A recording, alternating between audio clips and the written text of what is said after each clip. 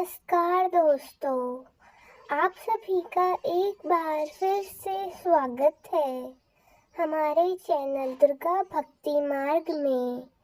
आज मैं आप सभी को बताऊंगी वरुथिनी एकादशी के बारे में।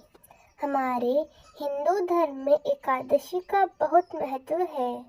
एकादशी का व्रत भगवान विष्णु को समर्पित है। साल भर में कुल 24 एकादशी पड़ती हैं। हर एकादशी का नाम और महत्व अलग अलग होता है। वैशाख माह में कृष्ण पक्ष में पड़ने वाली एकादशी को वरुथिनी एकादशी कहा जाता है। वरुथिनी एकादशी के दिन भगवान वासुदेव का पूजन किया जाता है।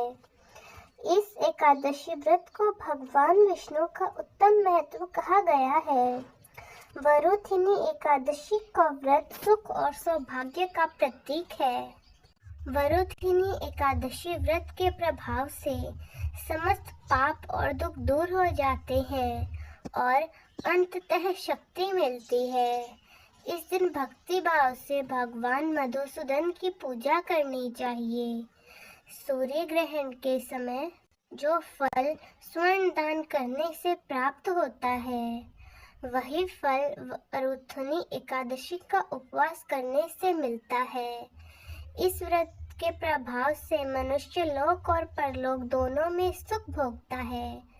अब आइए जानते हैं वैशाख माह के कृष्ण पक्ष में पड़ने वाली एकादशी यानी वरुथिनी एकादशी के शुभ मुहूर्तों के बारे में।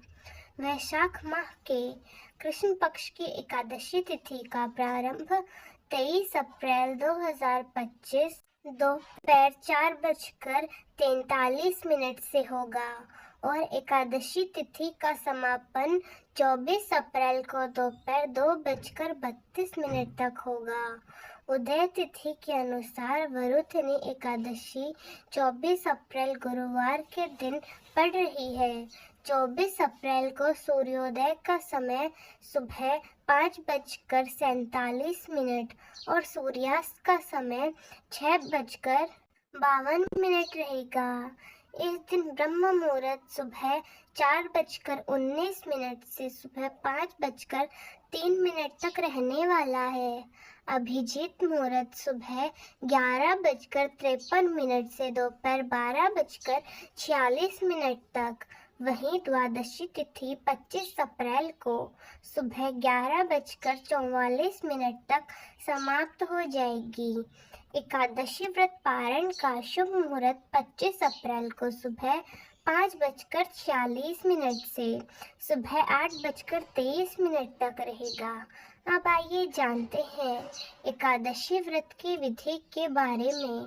एकादशी का व्रत दशमी तिथि के शाम सूर्यास्त के बाद से ही लगभग शुरू हो जाता है और एकादशी का व्रत द्वादशी तिथि पर समाप्त होता है। दशमी तिथि पर सूर्यास्त से पहले भोजन कर लेना चाहिए। इस दिन तामसिक भोजन से परहेज रखें और सात्विक और हल्का आहार लें। एकादशी के दिन सुबह जल्दी उठकर स्नान करना चाहिए। फिर व्रत का संकल्प लेते हुए कहना चाहिए, हे जगत के पालनहार भगवान विष्णु, आज मैं एकादशी का व्रत रख रही हूँ। मेरा यह व्रत निर्विघ्न पूरा हो, इसकी शक्ति प्रदान करने की कृपा करें। इसके बाद भगवान विष्णु के समक्ष दीप प्रज्वलित करें। गंगा जल से उनका अभिषेक करें। उन्हें तुलसी दल अर्पित करें। भगवान विष्णु को तुलसी अति प्रिय है, इसीलिए इस दिन तुलसी जल अर्पित करें। याद रखें कि एकादशी के दिन तुलसी दल नहीं तोड़ना चाहिए, इसीलिए दशमी तिथि को ही तुलसी दल तोड़कर रख लेना चाहिए। उसके बाद भगवान को फल का भोग लगाएं और एकादशी व्रत कथा का श्रवण करें। अंत में आरती करें। शाम को तुलसी माता के समक्ष शुद्ध घी का दीपक जलाएं।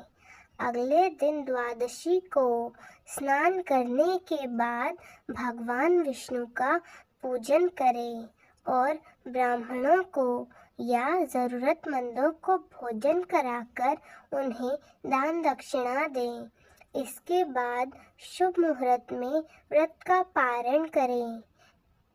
पारण का भोजन सात्विक होना चाहिए।